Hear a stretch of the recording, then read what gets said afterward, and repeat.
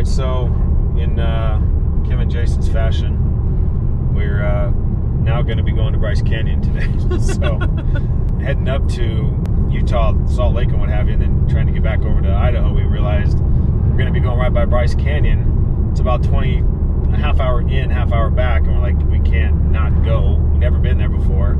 It already looks awesome just from the road, but we got to just go in and check it out. But yeah, we'll be able to hopefully see some really cool rock formations and what have you. I can already see them, like I said, from right here. Awesome. So anyway, we'll show you what we can of Bryce Canyon. Yeah, so you don't even have to go into Bryce Canyon if you don't want to, because that you could just see right from your car before you even get to the entrance, and that's magnificent. I mean, yeah, like the Grand Canyon, just breathtaking just to come through here, and all of a sudden, it was already beautiful the whole drive up once you got into Utah, but this is on a whole nother level, so awesome, awesome.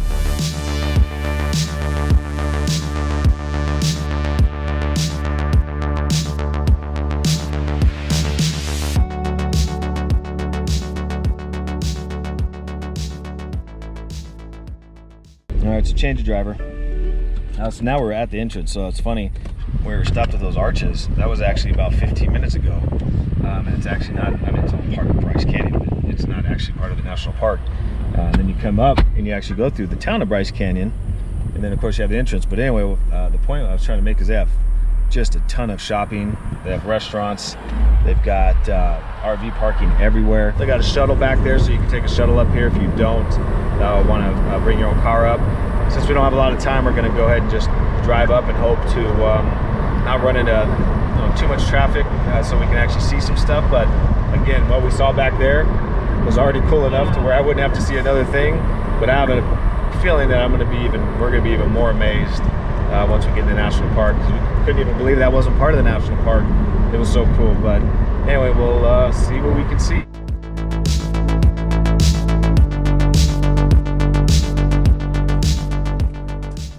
They have a warning to tell you to stay in your car during a lightning storm, which we had yesterday leaving the Grand Canyon.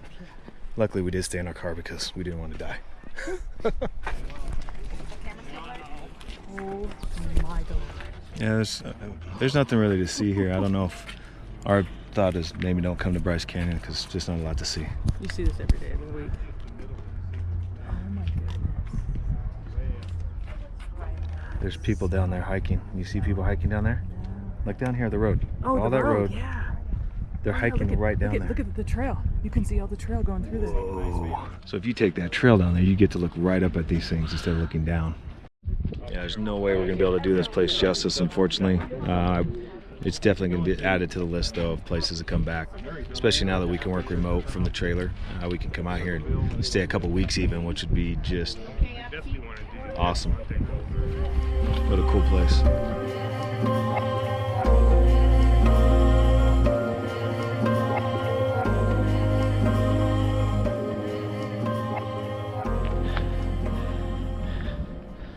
Whew, man. Hey, they want you to be on your best behavior here, because not a place to bring rowdy kids or kids you don't have any control over. They have a 1.3 mile trail you can take around. We have people walk down this, and literally any slip, it's to your death. And unfortunately, that's why you hear about people dying in national parks all the time doing stupid stuff. So anyway, this is pretty awesome. Unbelievable, really. It's totally like it's not even real. Look at these ones. So these ones were all peaked at some point. Look at, they're all flat now. What are you talking about? The spires. Oh. See how they're all flat yeah. on top? Yeah, it looks like someone poured concrete over the top of them.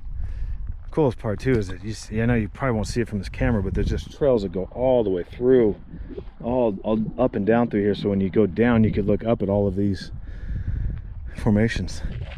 All right, so guess what Inspiration Point did? It inspired me to come back here again.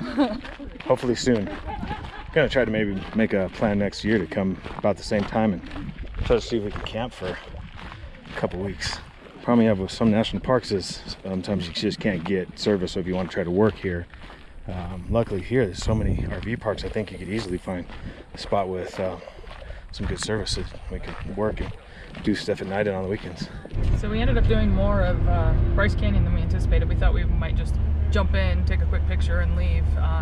But it's only, what, I think it's 18 miles. And it's just what it looks like. It's one way in, one way out, directionally. And the entrance is only one way. Yeah, there's only one entrance to the park. So we're now at the very top. The blue car's leaving. But anyway, it said give yourself 4 hours if you just wanted to drive it. We're going to do it in less than, well, probably about an hour and a half.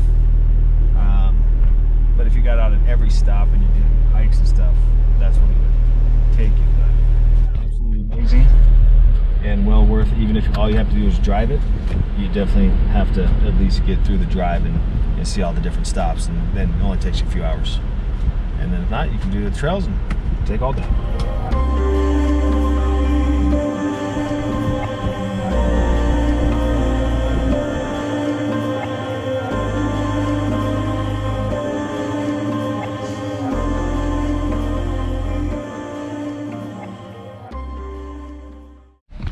All right, so that ends our trip to Bryce Canyon. We just got out of the visitor center, spending more and more and more money on souvenirs this trip, probably more than we ever have on any trip, but we don't know when next time we'll be back, so got to do it. Bryce Canyon was awesome. It was a beautiful drive. It was great having a sports car convertible. Yeah. The speed limit's only 45, so you can't just race around or nothing, but the corners, nice corners, the views were awesome. You get to smell all the trees.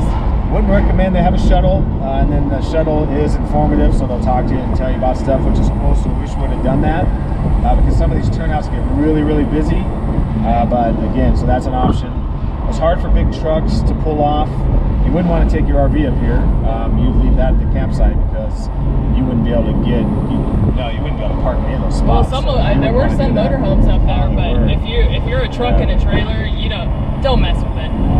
Park at the bottom and use the shuttle if you have to bring your trailer in and not camp. And like I said, it's informative. They'll take you around to the stops you need to see. And again, it's 18 miles in and back out, so it doesn't take too much time. But again, there's 1,000 hikes that we would love to do. Hikes that you wouldn't believe what those views must be like. I wish we could have done it, and hopefully we'll do it next time. But yeah, I hope you enjoyed our little trip to Bryce Canyon. And if you have any questions or you plan to come in, let us know.